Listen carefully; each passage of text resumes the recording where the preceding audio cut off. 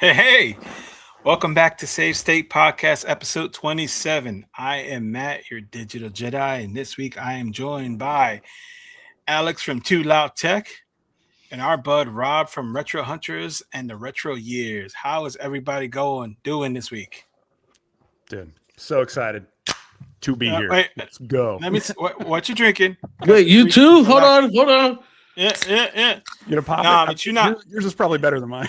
Yeah, you're not as bougie. He has these drinks that he does on his Twitch and stuff, and it's like the other day he had some like popsicle cream. I'm like, what in the hell is that? Oh no, yours is way better than mine, dude. I'm popping energy drinks, bro. Stupid caffeine. Oh dang! No, this is lemon lime Waterloo, so I'm keeping it. I don't even know what that is. I'm not that fancy, man. It's good. Yeah. I just got Pepsi.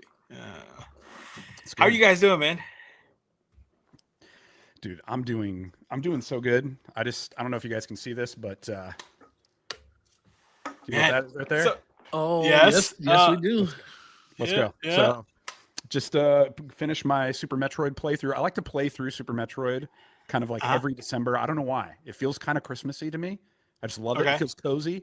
So I finished the playthrough today. About a 4-hour run, probably not my best. 67% collect rate, definitely not my best. It's fun. It's good. So I think that's the first time I've ever heard Super Metroid cozy Christmassy. Like I think that's a first for me, dude. We're also Metroid guys. We also are big fans of Metroid for sure. Yeah. But I never correlate those cozy together. Christmas game. So I was wondering if you did that first, because I mean I think it's up there for Alex, but Super Metroid is probably my all-time favorite video game, and I think it's like Alex's like top 3 or something like that. So yeah. That's because Alex is old, right? And I just want to be cool like him, so I kind of like the same stuff he likes. You want to follow in his footsteps? Yes, man. I want to follow like. I want to follow. It's a hard walk. It's a hard walk. You know. Oh my god! So, Tula, what are you doing, man? How you doing? Oh, dude. Honestly, like feeling like poop, bro. I would use another word right now, but we ain't past 30 minutes, so feeling like crap, man. My God, I thought I was getting better. I had this cold, and I thought I was getting better, and then today I just woke up and I was just out of it, bro. Just out of it. I slept all day long. Thank God for my wife, bro. Like, if it wasn't for my wife and taking care of all the responsibilities today, it would have been bad, bro. Because I was totally out of it, and then she woke me up like a couple hours in advance for the show, and I was like, oh yeah, I gotta hit the show. So, sorry in advance if I sound like crap or I don't sound like myself. Just, man, it's killing me right now. I don't know what it is, but hopefully it's gone by the time we get to Vegas. If not, I'm gonna be giving it to Matt. We ain't getting that close. You're my bro, but not like that, bro. Dude, shout out to the wives, man. Shout out to the wives. Yeah, man. So it's going around, right? So I know right before the show, Rob and I were just talking about how cold it is, right? Because he's in Fresno, so it's freezing cold there, right? They know what it's like. They know what the real winters are like, right? So I didn't know anybody in Cali knew what winter was like. He has no idea, bro. He is. I've never been west, but look, I've never been west of Oklahoma. To be fair, if I want to be fair here, God. But then again, I got my boy Corruption in the chat, who is also he's in Southern California, and you remember Matt? He'll tell us like, dude, it's freezing cold out here.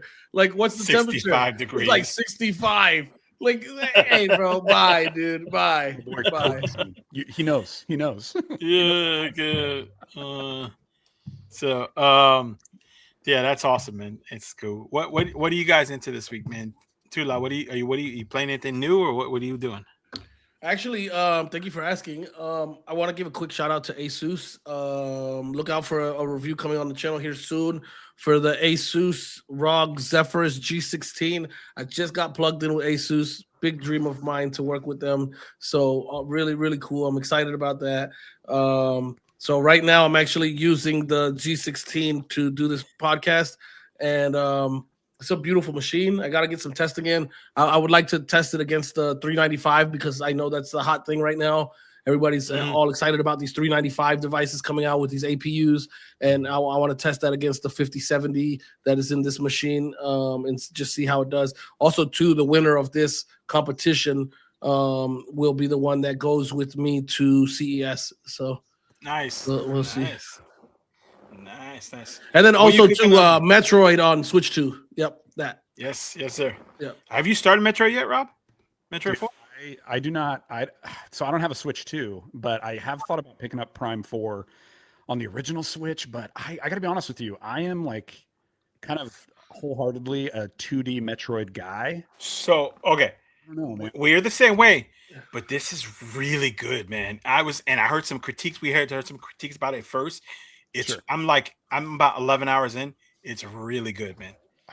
It's really good. It's like it's worth it. And even the $70 that Nintendo's asking for it, it's really good. I'm having. So I'll say this: like my first 5 to 10 minutes in, I told Matt, I was on the phone with him, and I told him, I said, "Dude, you know what? Playing this Metroid Prime makes me realize like I'm a side-scrolling Metroid guy. Like I really prefer like Dread. Dread was amazing, right? Like I like side-scrolling, but the more I played this, I have to say that this may be the most aesthetically pleasing game Nintendo has ever produced. It is absolutely gorgeous, man. It's up there. Like it to me, it's like it might look better. I mean, than Breath of the Wild and Tears of the Kingdom. Like it's absolutely gorgeous. Like the environments, you know, and then two, like I haven't played it. Oh, I have a Switch 1. I should probably try it on the Switch 1, but I'm playing it on the Switch 2 in portable. So 1080p. Look at that chat popping up. So 1080p. I'm just gonna leave that right there. That's my dude right there. Corruption. Yeah, my boy, crazy man. He feeds into Jedi's mind tricks. So good genes, brother. Good genes. Yeah, you had to get that close to the mic, bro. We heard you 5 feet away. Yeah, dude. Like, so being able to play it on the actual handheld itself at 1080 is really, really nice. And Matt, I haven't played it. I'm a handheld gamer. You have to. Like if I'm playing like big screen, I'm playing on my desktop. So I really don't use my Switch 2 on dock mode. And so Matt would have to give his testimony on what it's been like. I know he was sitting at his TV playing in 4K, which, come on, that's another thing for the Switch 2, being able to play in 4K, 120. Like, this is insane coming from Nintendo. And I know he was enjoying that. So, man, I would say awesome. If you're on the fence about picking up Metroid, don't concern yourself with critics. Don't concern yourself with the hearsay. It's actually been a really good playthrough so far, bro. Dude, I love to hear that because that's such a breath of fresh air, because I feel like everything that I'm hearing about 4 is just how underwhelming people think that the trailer looked and some of that stuff. People actually getting their hands on it. Like I did get to play like maybe the first 5 or 10 minutes of it at Target on the little demo machine. Oh, that's cool. They have that there available. Like that's cool. It was great. It was in handheld mode, but dude, that's great to hear, because there was so much complaining about things like the desert and like, you know, all just graphically and the motorcycle and all that stuff. You need that motorcycle. You need it. You need that motorcycle. Dude, the big question, you know, everybody is concerned about this Miles McKenzie guy. No spoilers. No spoilers. Don't concern yourself with him. That's what I'll say. So blown out of proportion. I love it. Let's go. Yeah. So even we talked about it in advance. We were like, "Oh, what is this whole having a guy with you being all weird?" Dude, it is such a small component of the game. Do not concern yourself with it at all. Have you played Bonanza or seen Bonanza? I have seen Bonanza, but I haven't got my hands on it. So the impression that I got was that it's like the sidekick in Bonanza. I can't remember what her name is, but she sits on your shoulder the whole game when you play Bonanza. Nothing like that. Not even remote close. I mean, I will say he's 100% right. I'm playing it on like a mid-level 4K TCL TV and 65-inch, and I have it docked in 4K, and it looks stunning, man. It looks so good. And I'm gonna say, I might agree. It's the most probably visually well done game Nintendo's released. You know, brightness and pop. I still think maybe, you know, Wonder might be to have the most color. If you're talking like saturation and probably Wonder. But Metroid's never meant to be like that, right? No. Like Metroid's more dark and gloomy and you know, but we do get some vibrancy in these locations that they're taking us. Gorgeous. So. Here, real quick. So Gabe, wants to know will we recommend a Switch 2 or Steam Deck OLED. So for me, I would say Steam Deck OLED, and because there's so much versatility, right? There's so much that you can do. Like with Switch 2, you're limited to Nintendo games. Like Too Loud is playing a lot of Switch 1 games that he upscaled, and it's great, but it's still there's so much versatility you're going to get with a Steam Deck 2, especially with Steam Deck 2. With a Steam Deck, especially the OLED, right now you can get a 512 OLED Steam Deck for like $550. That's an insane deal. So I would go Steam Deck over that all day. I'm not sure what you guys think. Dude, I agree with you in the sense that as long as you obviously if you're concerned about living in the ecosystem of Nintendo and like you want all those first party titles, it's like then you gotta kind of play that game. But the thing that I'm loving about all of these handhelds that are outside of that ecosystem, like even something like my RP5, like I know that this guy, you got the RP6 coming out, you got the G2 that just came out. But what I love about this thing is not only am I playing things up to, GameCube, PlayStation 2, they're upscaled and it looks beautiful and it's so awesome. But I'm playing on GameHub, I'm playing stuff out of my Steam library, I'm live streaming I'm streaming from my PC. Like they're just the versatility and the accessibility that you get with some of these devices and something like the Steam Deck, I just think it's unmatched. You got to go that way. Yeah, I agree. Tula. Hold on. Sorry guys, I'm working with the code, so sip it. So I agree with these guys. Like, if you don't have an x86 device, get a Steam Deck. It's gonna give you access to a way larger library. It's not even close. Like, if it's considered a console, it is the biggest console library to ever exist. So I would say go with a Steam Deck. But if you are concerned at all with first party titles, even though you can emulate, right? We all know that exists. Like if you want to have the progress and all that stuff saved, then get a Switch 2.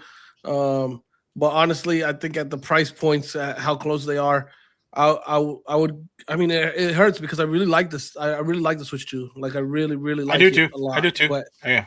I would also say get a Steam Deck. Yeah, I dig it. So something else, since we're just talking about Metro, something else that I actually just started playing today and I really think I'm gonna like is Mr. Too Loud convinced me to get the Ninja Gaiden Ragebound. So I'm gonna and I saw this and I thought about it because I thought this was gonna be right up your alley. I got a whole list of like cool, like retro inspired new games that I thought we could talk about because I feel like that would be right up your alley. Because I watch your streams and I love your stuff, and I kind of wanted to ask. I had a bunch of questions I wanted to ask you. Before I do, I want to talk about, if you guys don't mind, I want to talk about some of the news of the cool stuff coming out. I think this might be right up your alley too, Rob. Absolutely. Did you guys see A&E announce that phone? Did you see the phone that A&E announced? No. Oh, dude. So if you guys want to talk about this, let me put it up on the screen because it is insane. I do. I want to talk about it. I think it's super I've cool. been waiting so long. Not for you follow A&E at all, bro? Just somebody. I thought Sony would have redid it by now, but I guess not. Yeah. What'd you say? So A&E, do you follow A&E at all? Not as closely as I do like some of the other companies, obviously like Anbernic or Retroid, but I'm familiar. But are we talking about the Pocket Play? Yes. Holy. Yes. Give me this. I saw this and I'm like, yeah, I'm going back to Android.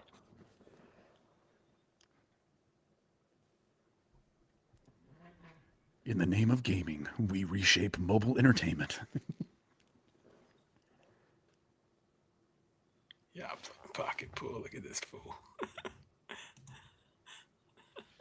What does he do? Oh my god! My boy said I turned off the Game Awards for this. I see that. Dude, good. You're not missing nothing over there. Get over here, dude. Hey, bro, we already know Expedition gonna sweep everything, and if they don't, somebody cheated. Yeah. So, oh god, look at that! Look at that! It's got sliders, dude. Give me the slide. Yeah, man. Slider crew, baby. Let's go. Yeah. Oh, we got to talk about that device too, because I see you play with that thing a lot, and I'm blown away. But look at that, those controls. Let me bring that back for a second. I mean, it's got some PSP vibes, right? It does. Yeah, It does yeah. have some PSP Go vibes. It to me, it's like, it's what I wanted for the RG slide. It looks much thinner. One of my letdowns with the RG slide, as much as I wanted to love it, was just that thing's a freaking tank, dude. So, it's a chunky one, dude. They got some trackpads, no sticks. So I mean, right away, because interesting. No R3L3, but I mean, I'm wondering if the trackpads click and they can be programmed to be R3L3. Oh, so. Yeah. Well, it says smart dual mode touchpad, so maybe one mode is clicking. I don't know.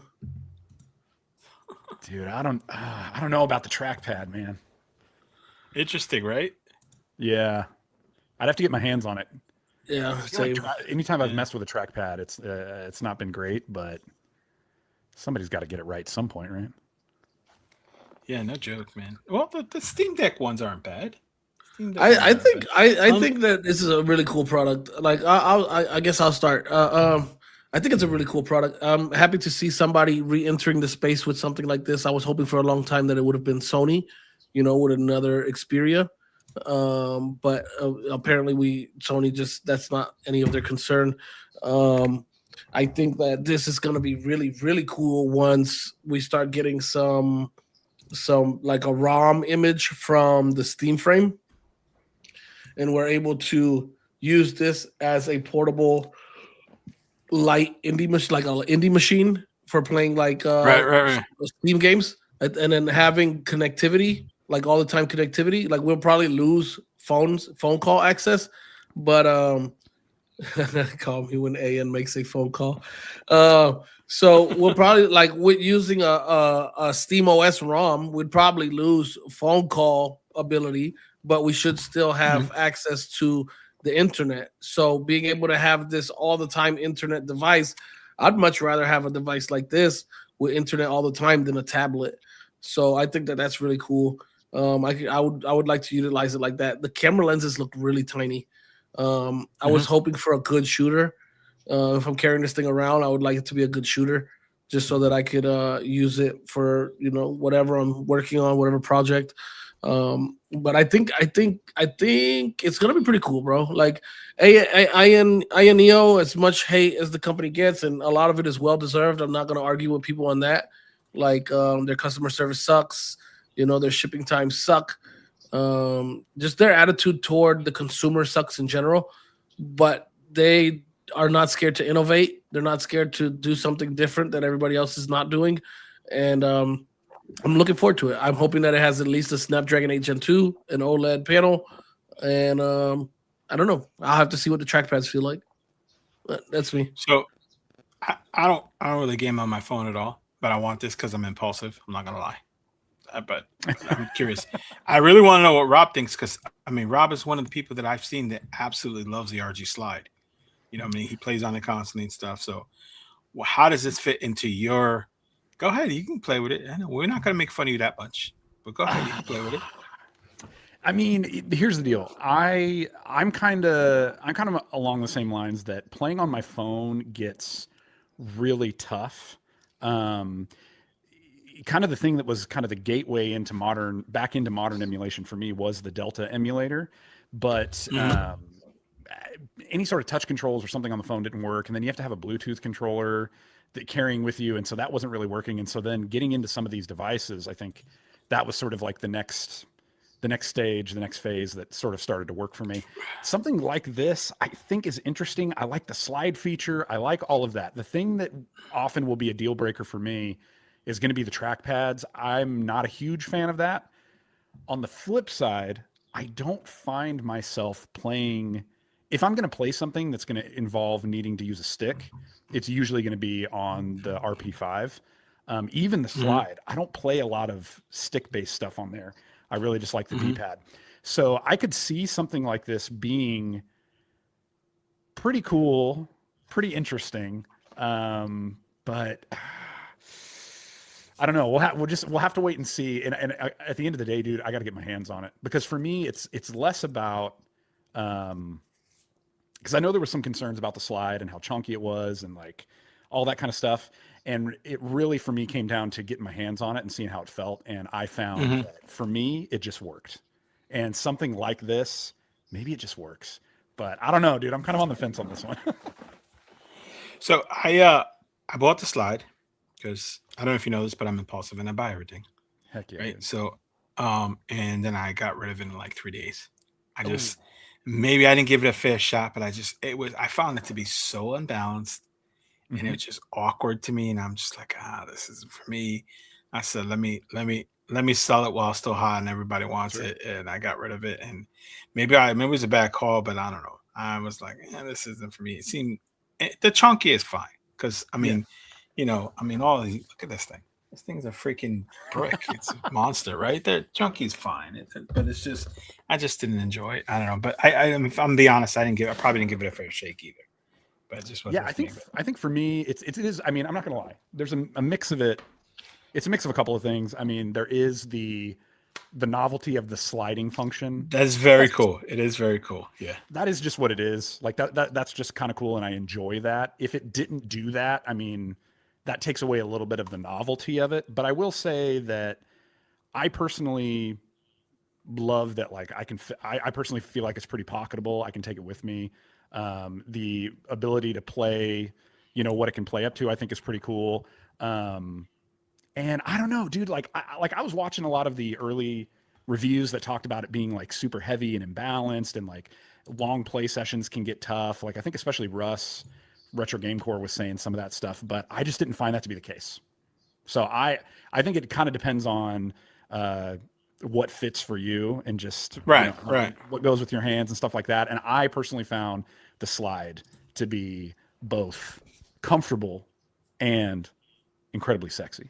So yeah. I mean, and I think that's part of the beauty of all this, right? That we could have so many different opinions and there's so much versatility. Like I probably will end up getting a slide again at some point, checking it out, just because it looks cool, right? But bro, there's so many handhelds that I've had like multiple times. Ask Alec, but I don't know how many handhelds I bought.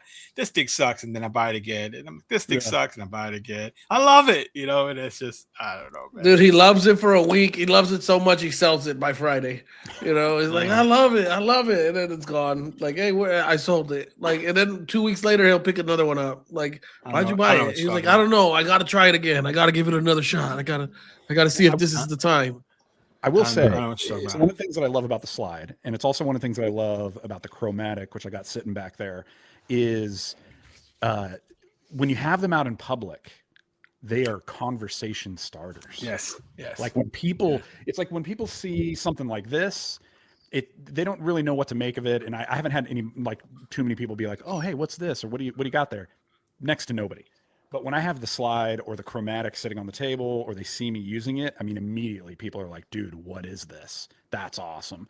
And so I love that too, that it's a good conversation starter and you get to meet and talk with people about stuff that they're into, or they see something like the chromatic and they're just like, oh man, I remember when I had a Game Boy, and it's a cool connector too. So I think that's part of it as well, as I just love the connection aspect of it that it creates. So the device that was actually the most attention getter for me, or conversation starter, was actually, is actually the Miyoo Mini. I don't know what it is about that little ding handheld, and especially that turquoise color. I guess that really catches people's eye. It's like I have that thing out, and like sometimes we're sitting at a restaurant waiting for our food to come, I'll pull it out, play a couple levels of Super Mario World or something. Yeah. And like somebody are like, hey, is that a little Game Boy? Game Boy? Yeah, man. Yeah. Well, kind of. Yeah. Right. Like, yeah. And then you show them everything that it can do and all the games are on. Dude. And does it have this game? And you're like, yeah, dude, here you go. And they're like, oh, and it just blows their mind. Yeah. Where can I get one? Sometimes I wish I had a store. I love that. People are going to come up and talk to me. I'm out.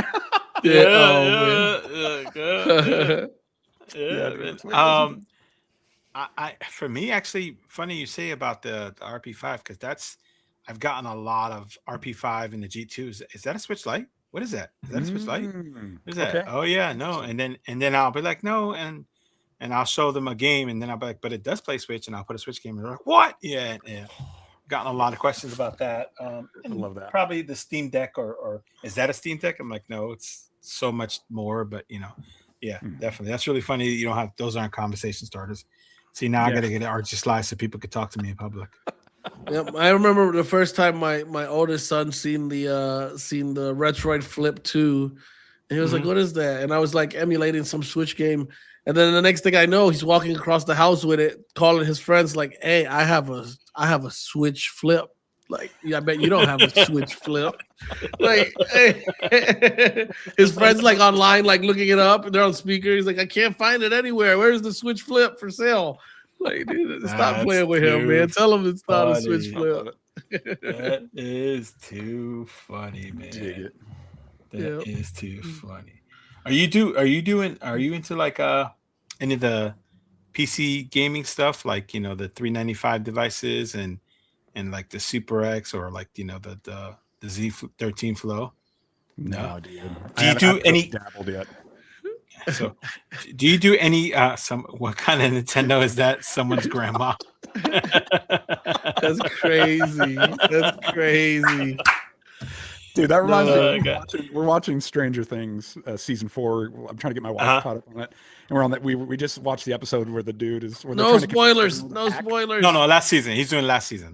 Oh, okay. Yeah, they're trying to convince the girl to hack, and they're trying to tell her like, "Oh, it's a new game system that we're trying to win called the American Nintendo." Yeah, American Nintendo. So dumb. Oh, that's funny stuff, man. That's funny stuff. So what do you want to ask you? I want to know about how do we transition from retro hunters to the retro years? Tell me about that. Okay. Yeah, dude. Oh man, how much time we got? So I started the Retro Hunters channel back in like 2010. I think it was 2009, 2010. Back on, I don't know. Do you guys remember the old Screw Attack website, screwattack.com? Do you guys know what I'm talking about? No, I'm not that old. Familiar. No, dude, I'm not that old. So like even, I mean, we're talking like way back in the day. You had this website called screwattack.com that was a gaming website, but it was so much more. It was like very community driven. Like, do you guys know the show Side Scrollers on YouTube? Yes. Okay, so Craig, the main guy, he started Screw Attack way back in the day. So Side Scrollers used to be a part of this website way back in the day. But I digress. We started our and they were big Metroid fans. Screw Attack, that's where they got the name. He's talking to you too loud. He's trying to get you to. He's talking about something. Screw Attack from Metroid. He's talking to you too loud. But so we started this channel back in the day where we would go out and we would look for old video games, a la like American Pickers. That was kind of the thing. If you ever saw like American Pickers, it's basically that. We're gonna go out to yard sales and flea markets and look for old games. And the whole thing was like, we were by no means like experts on pricing or any of that stuff. And I wouldn't even say that we were necessarily like hardcore collectors. Like, we weren't looking for rare things. It really was just for the love of like, what are those games that we either grew up with and we want to re-experience them, or what were those things that like we just didn't have the means to acquire when we were kids, and now we do. And so like that was what it was all about. And so we did that for a few years, and then it just got to a kind of a place where it was a little bit unsustainable for a lot of reasons, and I needed and I was also in a different space, dude. I was in a different like headspace, and yeah, this was a long time ago. So I took 9 years off of YouTube, and then I came back in 2021. And from 2021 to now with Retro Hunters has really been like this journey of trying to figure out like what do I want to do? Because to be honest with you, I'm just not a collector anymore. Like, the idea of like acquiring physical media is just not my vibe at all anymore. And when you look at the retro collecting scene on YouTube, it's so different than it was back then. Like, the idea of people making a collection and then like opening a game store and essentially becoming a reseller is like unheard of back in the day. That was like a cardinal sin. Yeah. You couldn't do that. And that's all it is now. You know what I mean? It's so it is. It's so different. And so it's been a little bit of a journey for me to try to figure out, like, what do I want this new season to look like? And also, I'm not the same person I was back then. And so I've really been enjoying streaming and the live interaction that comes with that, and the community building that comes with that. And my buddy Kyle recently kind of turned me on to some of the retro handheld emulation stuff about a year ago. And so that just sort of started a whole new renaissance for me in a lot of ways. And so in this new season, I'm trying to figure out, like, how do I make gaming fit into my life right now? Because I used to be a very young guy, no kids. And now I'm a husband, I'm a father of two, like I have a full-time job. I work for I have like multiple channels that I do work for and stuff like that. And so I'm trying to figure out, like, how do I fit gaming into my life? And what it really came down to is these new handheld systems and the way that handheld gaming works and the ability to do like these micro gaming sessions, it changed everything. And so that was kind of where I feel like Retro Hunters is now starting to go, is looking at these devices and all the cool things that come with that. But along with that, there was a little bit of like this introspection that was happening, where I'm starting to realize, like, man, these games and these experiences mean a lot more to me and run a lot deeper than just, like, I don't know, stats of systems and what can run what and all that kind of stuff. Like, there is like deep, like, wonderful things that are tied into this that were very formative. And as I began to kind of explore that and find that other people kind of felt that way as well, I started to make content that kind of explored that idea, but it didn't feel like it really fit with Retro Hunters. And so the Retro Years was this new channel that I launched that really is, if you're somebody who is trying to figure out, like, hey man, how do I make gaming fit into my life when I don't want to ignore it, because if I ignore it, the person that I become when I neglect it is bad and tough, and like I'm not healthy in myself. And then if I still try to do it like I did in my 20s, that's not healthy to the people around me. Cause like there's got to be some healthy middle ground. And that's really what the Retro Years is about, is like trying to figure out what is that middle ground, and this idea that we're chasing when it comes to nostalgia and stuff like that. It doesn't have to be about living in the past. It's about trying to make some of those best parts of what we enjoyed back then, bring those forward. And I think that's things like joy, intentional community, stuff like that. So that's kind of the rundown. There's way more to it than that, but like that's kind of the journey that it's been on, I guess. I dig it. And I love it. You know, I watch your stream, and me and Tula were talking not too long ago. There's something cool to it. You know, the one stream that you did where you didn't game, you just put together your Lego Game Boy and you talked. There was a couple, you know what I mean? That's cool. And you know, we're both dads, and we're both the same thing. You know, we're in that part of life, and we both wanted the Lego Game Boy.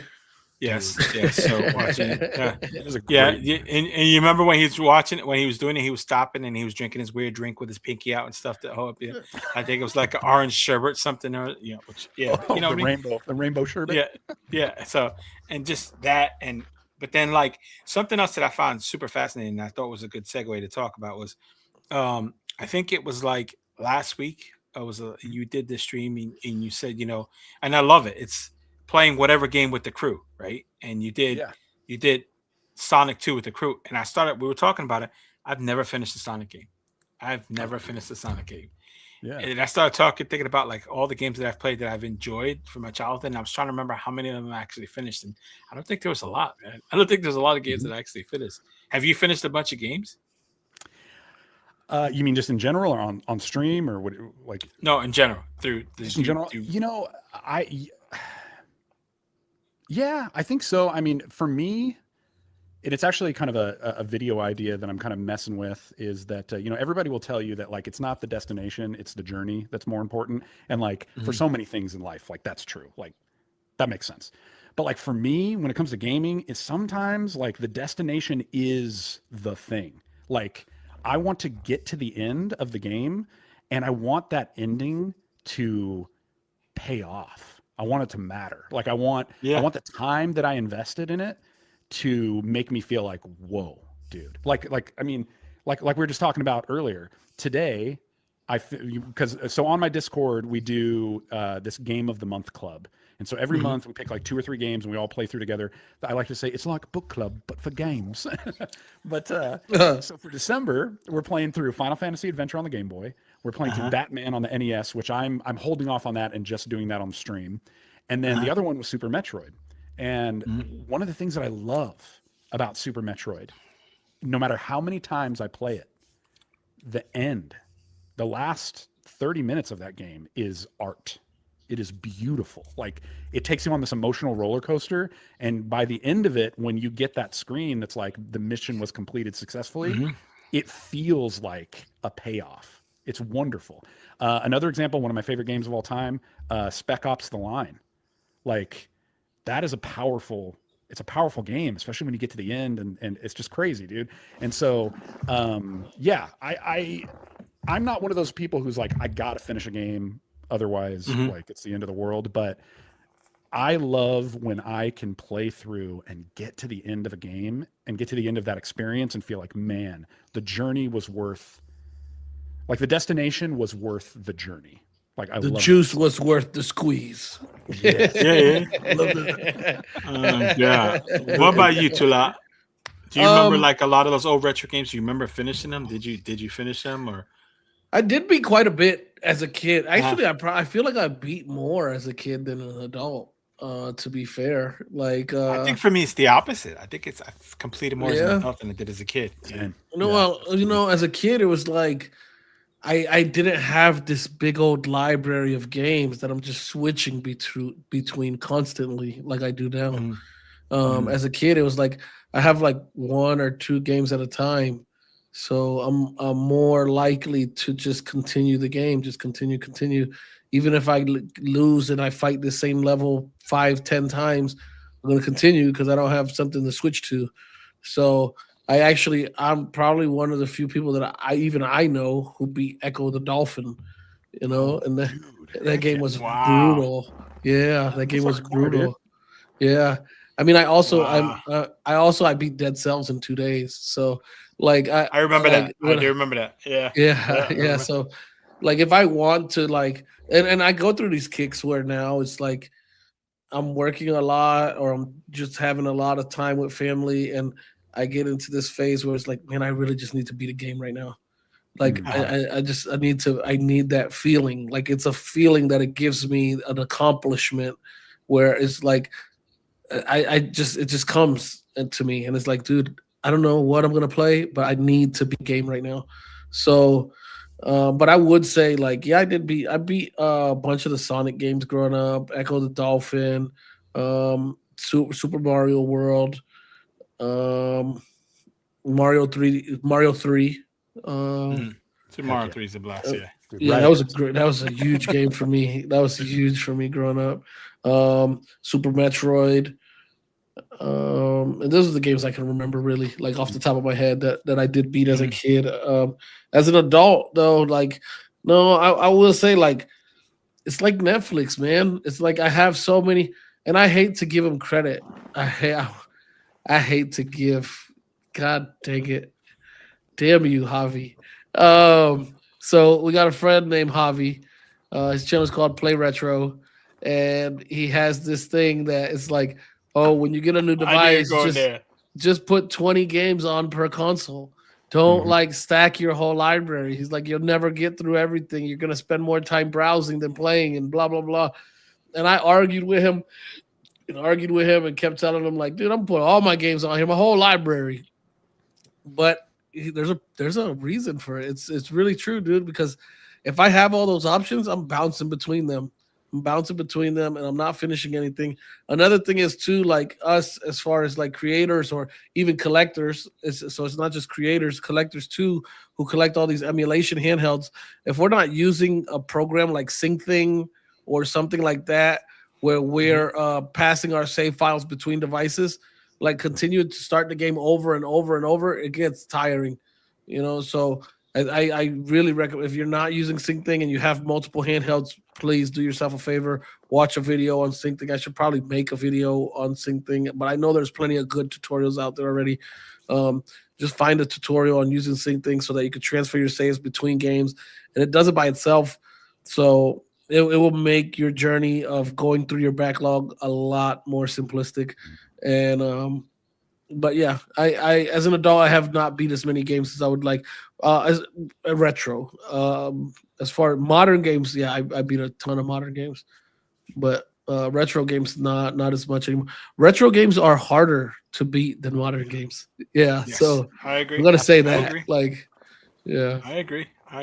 So first, I don't subscribe to that procured game list thing. I'm over here trying to stick a 1 terabyte card in Miyoo Mini. You know what I mean? Yeah, I'm with you. Yeah. Right. And he makes fun of me about how many 1 terabyte cards I got and when I'm sticking it, because I'm like trying to just jam pack. There's stuff I've never heard of, and I'm like, yep, I'm putting it on there. You know what I mean? Let's go. no, my thing is that he'll spend more time playing File Manager than playing the device. Like, Matt, you're gonna keep this device for 2 days, bro. Why are you doing this curated list of 1 terabyte of games that's really not curated at all? You're spending all this time setting it up. You're gonna pick it up. Oh, this is cool, and then you're gonna put it down and go back to whatever device you've been playing for the last month is. Like, so Matt's a major. So, and you probably don't know this, but Matt is a major game connoisseur, like absolute major game connoisseur. So he'll buy the most top of the line device, like, oh man, this is the newest top end this, and then sell it in a week.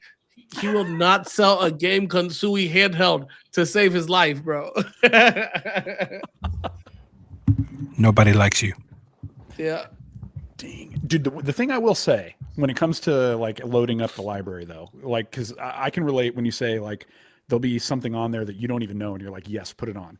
One of the things that I love about that is when you get into those moments where there is a little bit of downtime and you kind of just are browsing, sometimes you'll find something. And that was the case for me. I was just looking on the slide. I don't have it on the slide. It was on my RG35XXH, but it was this game called Moon Crystal for the NES that I think was originally only for the Famicom.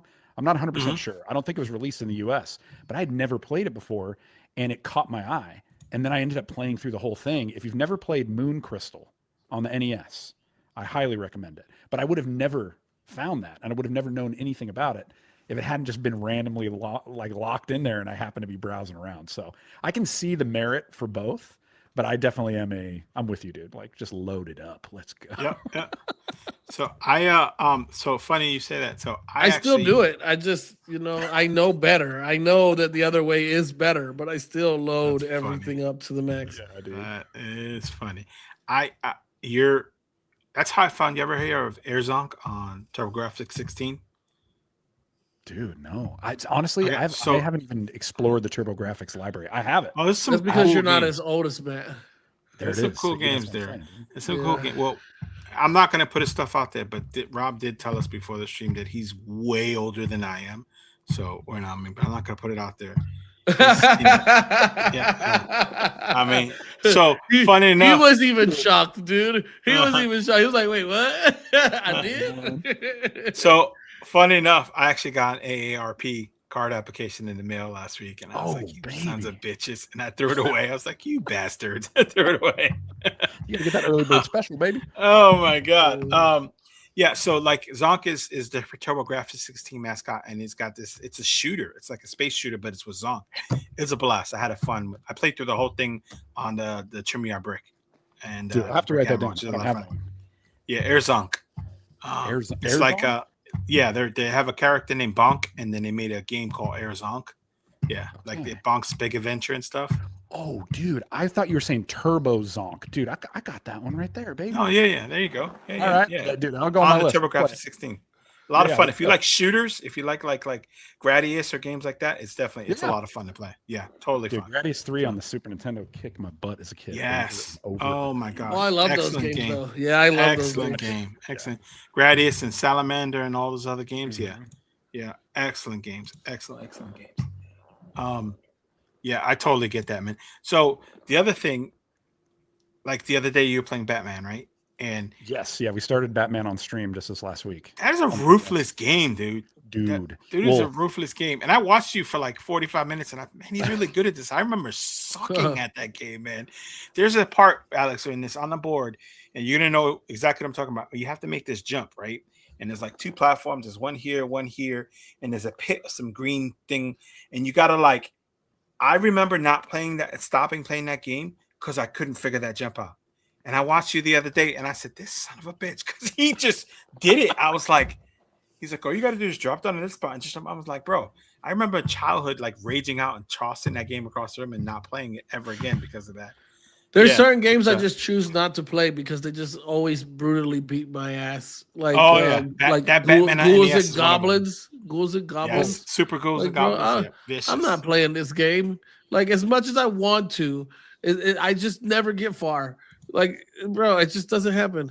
If I want a challenge, but then again, too, I still torture myself because, you know, those who know. If you want a challenging game, just play an old Disney game. Like, play King, Lion King. Lion King. Bro. Okay, dude, hot take. Bro. Let me cook a little bit here. I got the Lion King on the Super Nintendo for Christmas one year. I had to have been like 9 or 10. And I remember seeing the box wrapped under the tree, and it was just the perfect proportion of like that Super Nintendo box. That you knew what it was. Yeah, Nintendo game. I can't wait. Like, they got me something. Yeah. So I remember I opened Lion King, and I remember playing that game, and I wouldn't say that I like flew through it, but I remember beating it as a kid. Like, I remember the fight with Scar at the end. You got to beat him up, throw him off the thing. So it was really interesting. It feels like, at least to me, like within the last maybe year or 2, I've started to see these videos online where people are talking about how hard Lion King was. And I just don't remember it that way. So go back and play it today. Look, this is I challenge you. This is my challenge to you. Okay. Okay, hit me. I know you have all these modern emulators and stuff. No save states, dude. Yes. Except for the podcast. No save states. No save states. Play Lion King. All right. Dude, that honestly might be. We might need to make it a game of the month. Maybe for January, because my birthday's in January. Maybe we'll do like the games that I received. Like birthday games, I remember Lion King. Well, Lion King was Christmas, but anyway, dude, Ocarina of Time. I got for an amazing Christmas or birthday present. The way my parents did it. I'll tell the story another time. But dude, maybe we'll take the challenge. We'll do Lion King because I just don't remember it that way. But dude, and then Gamers Generation, Aladdin. Yeah. Yes. I will go to my grave. I will fight anybody. Aladdin on the Super Nintendo. Oh, I love it. Oh my God. It is the superior version. Is it? That's really funny. Isn't that the same thing your daughter says too, Lon? I was gonna say that. Funny enough, my daughter's 10, and she doesn't play a lot of retro games. Of course, she's a modern girl. She's a Fortniter, Robloxer, like, you know, this is her. But anytime I have a new handheld come in, she's like, "Daddy, you're gonna let me test it, right?" Like, yeah. She was like, "Load up Aladdin." Like, that's her game, and she doesn't want Genesis Aladdin. It has to be SNES Aladdin. Has to. And because of her, Aladdin has become one of my favorite SNES games. Because every time when she gets stuck or something, she's like, "Come on, Dad, you gotta help me. You gotta help me, Dad." But she's like, dude, she gets far. Like, she gets far in that game. And that game is ruthless on the SNES version. I think it's way harder than the Genesis version. Dude, but it's so good. It is a good game. It is a good game. It is. I mean, the Lion King game is good too. I'm not saying the Lion King. The Lion King game is great. It's a really good game. It's just, dude, some of those jumps and things like that, where it's like you miss this jump and you're starting over. And the thing with those games that made them brutal was like you have lives and it's game over and you start from the beginning again. Yeah, dude. Like, dude, like, and you're not stacking lives like Mario. Like, it is no, dude. No. The most I think I've ever seen myself with is like 3 lives. Like, yeah, and then like I just can't wait to be king level. You know, like where the monkeys are throwing you around. Oh, like, dude. Yep, you got to go between the trees. It's throwing you between the trees, and you got the giraffes. You're climbing the giraffe heads and the freaking jumping, like, dude. And then too, also God, it's the hyena area. The hyena area. Elephant graveyard? The elephant graveyard. Yeah, dude. Like, hey, man. Bro. It's a great game. Great game. Great game. Hard game. I just saw that comment you threw up there. XP Legacy talking about playing Lion King on the Sega Mega Drive. Yes. Shout out to XP Legacy. Excellent channel. Love that guy. You should go check out his channel. He's got some really cool stuff that he talks about and processes when it comes to gaming and mental health. I love it so much. But dude, I love that. I'm gonna have to check him out. I'm gonna have to check him out. Yeah, definitely. That's awesome, man. Amazing. Thanks for stopping and making a comment, XP. We appreciate the heck out of that, man. Yeah, I'm gonna check out your channel, XP. Yeah, definitely. In regards to these kind of games, I've only ever gotten past a couple boards on Lion King. If you guys watch anything, you know that I cheat my ass off through a lot of these games. He does, dude. He's the amazing cheater, dude. There's no way I'm going to play that game without turning cheats on. Impossible. And I think the Lion King, the only cheat it has that makes you invincible, which is the only cheat you need now. So that's the only way I did it. I could do that one. That game is ruthless. I don't think I ever played on Mega Drive. I think I only ever played it on. I don't know how he does it. Like I go at it with him all the time about this. It's like if I cheat in a game, it just broke the game for me. I have no drive to beat the game anymore. Like I can't. I tried before, like years ago, GTA 4 or something like that, GTA 3. I tried to cheat, and it was just like the game was boring at that point. Like I got all the guns, I got all the money, I got everything. Like what am I doing anymore? There's no grind. There's no. I don't what. It doesn't matter anymore. Like so I can't cheat anymore. I know you have to be selective. So like, okay, I can't. Like, I'm impulsive. I'm gonna add everything. Listen, like that. No, you can't. So what you got to do is you got to take like something like Salamander, right? So like Salamander's the alternate earlier versions of Gradius, right? You take that and you set it so that when you die, you don't lose your power ups. That way you still have the difficulty, but it's frustrating when you die and then you have to get all the power ups back again. Like you turn that on. Right. Yeah. Or you give yourself a bunch of unlimited lives so that if you die, you keep going, but you don't lose your progress. Have to start over because you write those old games. You die, you start it back over. I can't though, man. I've tried, dude. So first of all, like, okay, another one. I tried it. Like, I'm a big Pokemon fan. I tried it. I tried it in Pokemon. But what do I do every time I have access to cheats? I'm gonna give myself Mewtwo. First thing, bro, like it's over. It's over. I'm giving myself 100 Master Balls, bro. Like, God, that's too funny. I can't help myself. It's like telling me like, oh, you have access to this store and nobody's gonna see you. So if you want to just take everything you want, you can. You really shouldn't. I'm telling you, like maybe just grab one or two things. But if I can't not do it. I can't, bro. Like, I can't. I'm going out of here with a cart, bro. Like, oh, God. Another example, like Super Metroid. If I'm going to play that and I'm going to turn cheats on, I'm going to turn on unlimited rockets because I hate hunting for rockets in that game. So you still have to get them, but once you get them, you have unlimited. So something like that. But, and then there's other games that I'll just turn everything on. I'm not going to lie. Like if I'm playing something savage, I'll just turn off. Yeah. I'm like, what can I get away with until RetroArch crashes? Just turn it all on. You know what I mean? I haven't even dabbled with some of the cheats in RetroArch, so I'll have to check that out. Although maybe I'm opening a Pandora's box. Maybe. Don't do it, brother. Don't do it. You just lost cool points. You just lost cool points. I don't know. I mean, the closest thing that I could say that I lean into with that, but it's the way it is I love playing a lot of the old arcade games that you grew up with as a kid. Oh. And now you got, unlimited credits. So it's that's kind of cheating too, right? But like who's not gonna do that? I'm gonna load those coins up, dude. Oh my gosh. Yeah. You know what I mean? So yeah. I'm gonna do that. Especially like the old Simpsons arcade game. Loading the coins, bro. Yeah, I just played the Alien versus Predator, beat 'em up. Yeah. Oh, yes. I love all those. Captain Commando, the Punisher, all those are so much fun. Actually, quick mention while we're talking about beat 'em ups. I don't know if everybody's up onto this right now, but there is a new retro inspired beat 'em up, Marvel Cosmic Invasions. I haven't played it yet. I haven't downloaded. It looks amazing. I should be trying it out sometime soon, probably even tonight. but it looks really good. So you guys, everybody, look out for that game. I know it's on Game Pass too for those who have like PC Game Pass or console. It's like I want to play it, but I'm holding out until they make my boy Cyclops a playable character. Otherwise, I'm boycotting. There you go. Oh, you're a Cyclops guy. You know, I'm super generic, dude. I feel you. No. Oh my gosh! Look at you, man. No, that is dude. Awesome. My boy's a turbo nerd, bro. Oh my god, that's. Hey, I ain't gonna lie. If I had a Wolverine thing, I'll put it on, dude. I'm generic, dude. Everybody likes Wolverine. I like Wolverine, dude. Wolverine's my favorite. If I had to choose off of Wolverine though, in the X-Men, my childhood favorite actually was Nightcrawler. Oh yeah, really? Nightcrawler's sick, of course. Yeah, that's awesome. Nightcrawler, like being able to teleport.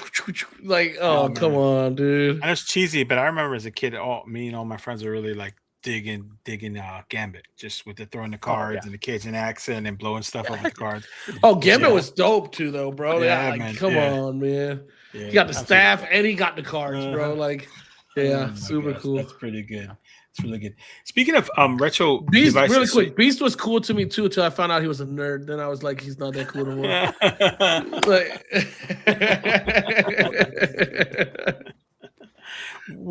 What other handhelds, retro handhelds you have? I know. So from watching your stuff, I know you got 35XXH. You got the slide. You got the RP5. You got the Mod Metro Chromatic. What else do you have? Do you have any OG consoles, or do you have is that your entire collection of retro consoles, or what else do you game on? I do have a Switch, like the OLED, Switch okay. OLED. But nah, man, other than that, that's it. Like I had a pretty vast collection back in the day when we were doing Retro Hunters in the heyday. Like I admire people like you that don't get sucked into like needing all of them. Like we have to try them all. Like we're like Pokemon collectors, dude. All that stuff. And then just at a certain point, I sold some of it for less than what I paid for it because I just was. I'm all about like accessibility. Like it feels weird to me to like. I'm just never going to be one of those guys that can like buy a game and flip it. It just feels weird to me. Like.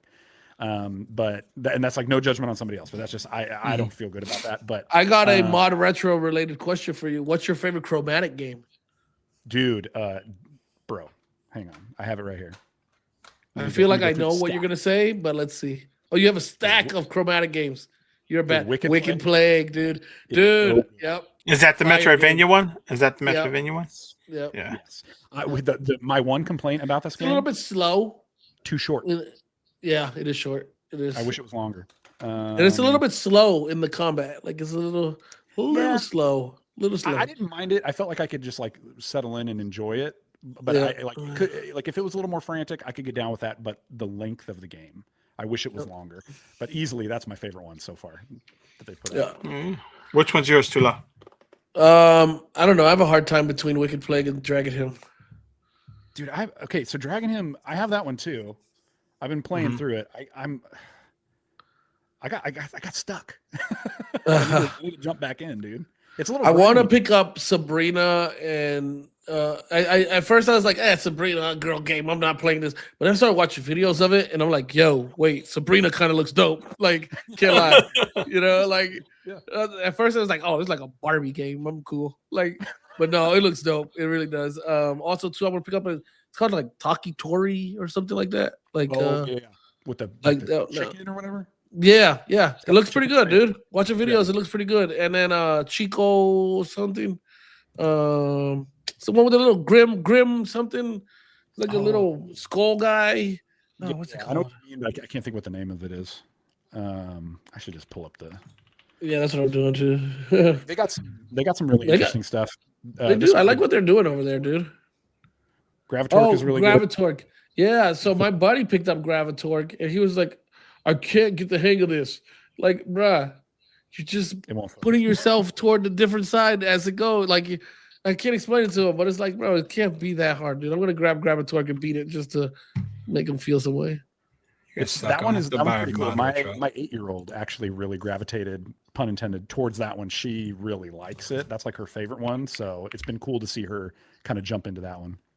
Oh, Hermano, yeah. Yeah, Hermano. I want to play that. They have a lot of games, man. I'll play everything. I'll play it all. They're doing cool stuff over there, dude. I'm actually waiting. I bought and some people would frown on it. I don't give a shit. I bought a Pokemon Prism cartridge from AliExpress because it's a Pokemon ROM hack, and I like it on emulator. So I was like, dude, I would love to play this on the Chromatic, man. So I bought one. I waited for it to come in. Like, oh yeah, it's a cool device. I think it's really cool. Like, I love the build quality of it. Like the whole metal component to it. It feels really good in the hand. Super solid. I'm a vertical guy too, so like that's an automatic W for me. Hey, what sale are they having up there at the top? I see a sale going on up there. What does it say? Yeah. Save $60 on a Chromatic starter pack. Okay. So you got. Let me see here. So, I want those headphones, dude. I want those headphones, bro. I'm gonna wear those for the podcast. Oh my gosh, look at those. I like that retro aesthetic to those things, dude. All right, so you get what? One extra game, headphones. You get a device, another game, and headphones, and it's $60 off the total price. That's cool. And then everyone comes with Tetris. So, and the Tetris is phenomenal on the Chromatics. Yeah, it's great. That's really good. You guys suck. The interesting thing for me with the Chromatic that has been super fun to kind of check out is I've never been a big ROM hack guy, but that's not because I'm against it or anything. I just really didn't know about any of them. And so I've had people recommending things to me. And so the mixture of Game Boy ROM hacks and homebrew or like new games that people are making are phenomenal. So a couple of months back, we played one called Dead. Well, really quick, not to short you, aren't most of Chromatic's games homebrews? Or come from the homebrew community? Yeah, I guess so. They right? Because I believe they are. So. I think the majority of them are, yeah. That they're kind of partnering with those people and stuff like that. Man, and so what I did, and I talked about this in the review that I did for it, I went ahead and one of the first things I did was buy a flash cart. And so being able to play that stuff on this hardware is it's another level. Yeah, it's really another level, dude. Yep. I really like, and what I like that they do with the Chromatic is like updating the game file. Like if the game gets an update, you can update the game file on your cartridge. Like super cool, bro. That's pretty cool. Like Clinic, I think. Oh man. All right. Oh, and then one thing I wanna say really quick because I got this comment the last time I mentioned the Chromatic in a video, and it's really starting to bother me. It's like the whole thing about Lucky and his government contracts and stuff like that. Like, this is so annoying to me, dude. Like, stop. The community really needs to stop the double standard, because if we're gonna boycott Lucky and Mod Retro because of his government contract, we also need to boycott Microsoft, Walmart, Google. Like, bro, it's endless. It's really endless. Like, if you guys look at government contracts, like all these guys are creating algorithms for AI, for drones and things like this. Like, dude, throw away your Android devices, get off your Microsoft computers, stop shopping at Walmart. If not, stop attacking this guy, bro, because that's a double standard to me, man. And I don't like it, because he's one guy and these are corporations.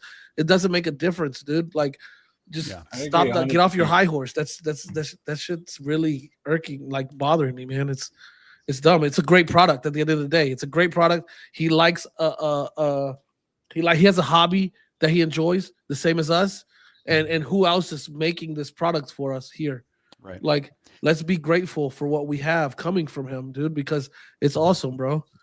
It's really it really is. I'm totally with you on that. I actually recorded when I did my Chromatic review, and it's live on Retro Hunters and is kind of the featured video when you first go there. Yeah, I see it. When I did the review, I actually recorded an entire intro where I kind of addressed that. And then as I went into editing, because I saw that guys like, Russ from Retro Game Core, like he kind of talked about it. He had like Linus Tech. All those guys. I love my fellow creators. I'm not taking shots at anybody in particular. It's not you guys. Like, it's just as a community whole echo chamber type deal. It's kind of started to get under my skin. It's really a double standard, and it's not fair, bro. Yeah, I agree with you. It's because like, yeah, even like Linus Tech Tips, I think was like saying like, oh, if a warmonger made a gaming console, and I'm like, dude. So I didn't include it in the video because there's a part of it where I was like, I don't even want to give that conversation necessarily a platform. I don't want to like sully my video with that, but I'll make an official stance right here on the SaveState podcast. my 2 cents on it. I 100% agree with you. Here's the deal. If one is not every cause can be everybody's cause. So like something that is going to resonate with you where you're like, man, this really is something that's hard for me to do business with. I need to say something. I need to do something, like whatever that is for you. There's something about your experience that riles you up for that, but that's not going to be the same for everybody. So your cause can't be everybody's cause, one. But two is if you're that concerned about, one is do your research. So like, don't just read headlines. Don't just like watch quick videos where people throw out these like crazy lines like warmonger or an arms dealer. If an arms dealer made a gaming console, all that kind of stuff. They're doing it for clicks and all that stuff. But do your own research. And when you get the information, if you feel like, hey, this is something I don't agree with, cool, don't buy the product. But at the end of the day, like if you're that concerned about it, like there's going to be if I'm that concerned about the ethics of every company that makes a product that I own, I'm going to own nothing. Like at the end of the day, that's how like I hate to say it, maybe it sounds jaded, but like that's how a lot of corporations work, dude. The reason they can do what they do is that they take advantage of people. I'm not saying that that's what Lucky Palmer's doing, but I'm just saying do your research, and if you find information that you don't agree with or that's hard for you, then cool, don't buy the product. But at the end of the day, you're probably not going to own much because like, yeah, like you're saying, Walmart and all these guys who have government contracts. Like, dude, everybody, bro. It's everybody, man. It's like at the end of the day, bro, like, dude, my favorite retro emulating device are Androids, right? And Alphabet owns Android, and Alphabet has some of the biggest government contracts, military contracts out there. Like, so like we just saw a couple years ago where people were leaving Google because they didn't want to be part of programming the algorithm for the AI for the drone system. Like employees were leaving Google, going on strike with Google because of that. So like if we're gonna do that to Lucky, like let's do that to Google, let's do that to everybody else. Yeah, no, I mean, for real, like at least Soldier Boy got ethics. No, just kidding. I was like, oh, so baby. dude, the Soldier game. Yeah, dude. I ordered one. I got one en route. I ordered one. I know Matt ordered like 4. Like I ordered every color, and I was so appreciative. Yeah, I was so appreciative of it. I threw him extra limited money edition, my boy. Yeah. Did you like buy some of his like hand cream and some of the other stuff on his website? I did. It was cream. It just said cream. It didn't tell me what kind it was. It just said cream. I thought it was some. You know what? It's a PG show. I don't want to get a return policy. I don't. I'm with you guys 100%. I think, and I respect people who choose to take a hard stance. I want to say that too. Like I'm not just attacking anybody. Like, hey, dude, I have my limits too. I have the things where I just won't participate in certain things because I want to hold a certain stance against something. So if you're that way, do that, dude. But let's be fair, man. Let's be fair. I don't think it's fair to just all pile up. Like our community likes to do that, man. An issue arises with something and we all pile up on them.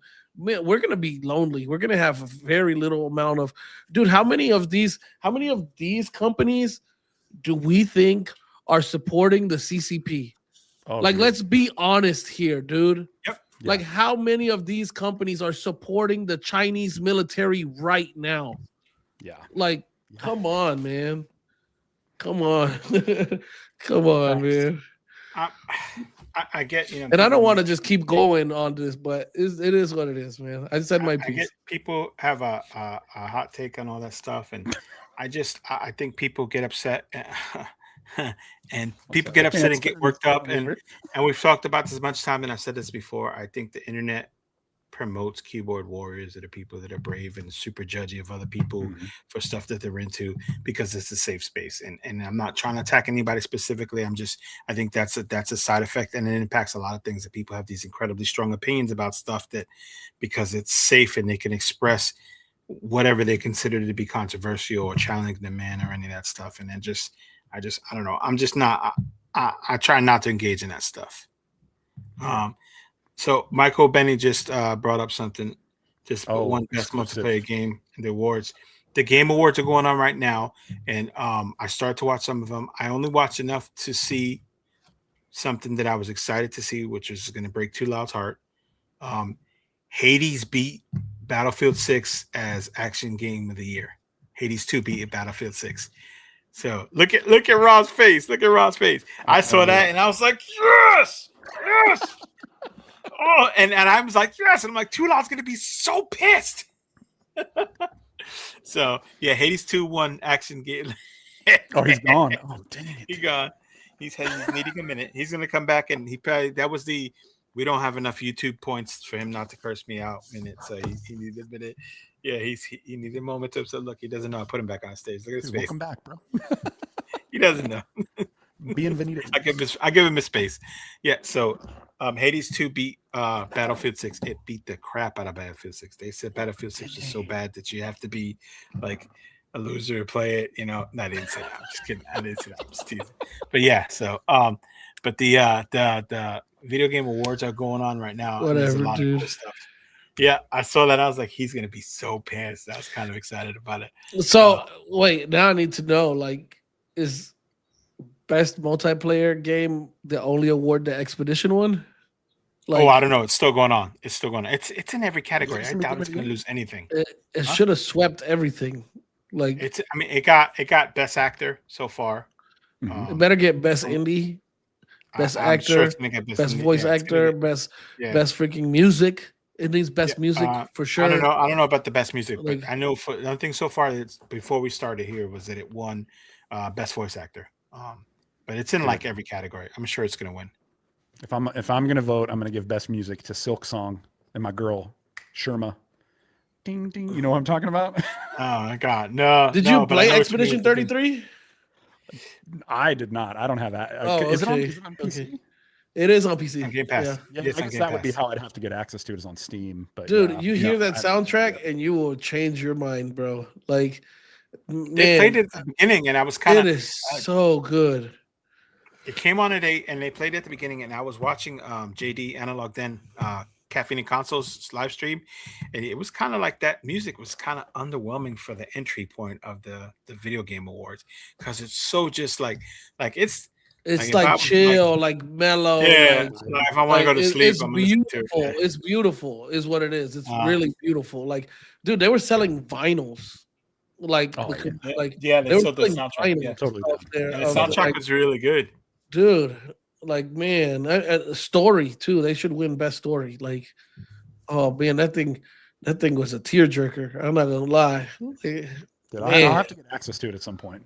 Yeah, it was like I said this every time I get a chance to talk about it, but it felt like you're reading a great book, and every night when you go to bed, you can't wait to wake up the next day to open it back up so that you can figure out what's gonna happen next. Like, that's what it felt like, and I haven't felt that in a game in a really, really long time. But that's exactly, like, every day I woke up, I was just like, I need to play. I need to know what's gonna happen next. Like, dude, oh my goodness, man, really good. Answer, and I can't even pronounce that, so I don't know what you're talking about, bro. Well, because it's French. So you're not cultured enough. Sorry, my friend. That's fair. Take a look at this. I saw this, and I thought of Rob when I saw this. Oh, baby, what do we got? Oh, is this what I think it is? Yes, it is. Dude, this came out tomorrow. This comes out tomorrow, right? Yeah. The Terminator game. Gosh, I have been. Yeah, September. So what makes me think of Rob is when I think of these 2D 8-bit side-scrolling action platformer games like Metroid and this kind of game. This is the kind of stuff I think of him, because it's the stuff he plays on this channel. Hasta la vista. Hasta la vista awesome. Is a difficulty level. That's so cool, man. It looks amazing. I've been following this since they announced it, and it's been delayed a couple of times, but it's supposed to come out tomorrow. And so we're playing as Sarah Connor? Yeah, dude. You play a bunch of characters. Yeah. Heck yeah, dude. Absolutely. Heck yeah. And we may pump the brakes on Batman and look at dude, you're playing as naked. Oh my god, dude. Yeah, dude. For so long I've wanted to play as naked Arnold. Like, dreams come true, my brother. Oh, bro, I'm gonna have to put a towel under my desk when I play. I cannot. It looks amazing. I just hope it can live up. I hope it lives up to the hype that I have in my head.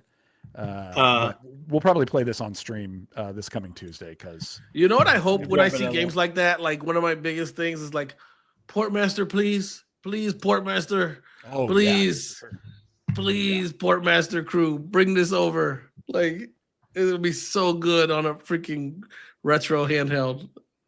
Well, and you know, we could if we can get it working on Game Hub, you know, we could play it on. Oh yeah, absolutely. You know. Is this something else I thought was super cool looking? Where is the? I'm all the way at the back here. What is this? Hey, you know what I want? It kind of reminded me of that comic game. What was that comic game? Comic Zone. Oh, dude, is this Comic Zone? Beat 'em up. Okay, Genesis is no joke either. This is a Comic Zone. Man, I used to love Comic Zone, dude.